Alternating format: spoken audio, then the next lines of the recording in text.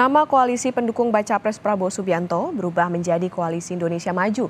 Ketua Umum PKB sekaligus rekan koalisi Muhaimin Iskandar menegaskan dirinya tidak memiliki hak untuk setuju ataupun tidak setuju terhadap nama koalisi tersebut.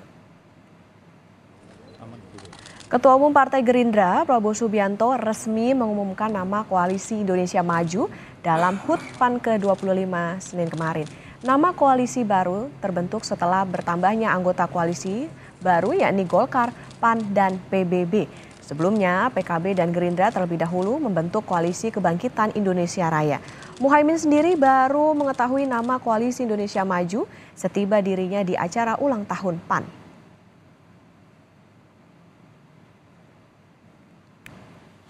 Saya baru dikasih tahu tadi Pak Prabowo bahwa koalisinya namanya Koalisi Indonesia Maju.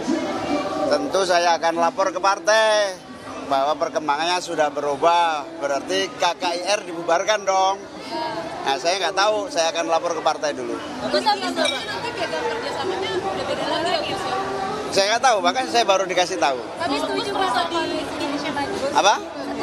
Dilibatkan nggak sih sekarang? Oh, nggak terlalu penting itu. Yang penting saya harus mempertanggungjawabkan ke partai saya. Saya yakin bahwa Pak Jokowi seorang patriot yang memikirkan rakyat dan bangsa Indonesia. Dan pemikiran-pemikiran beliau benar dan berhasil sampai sekarang.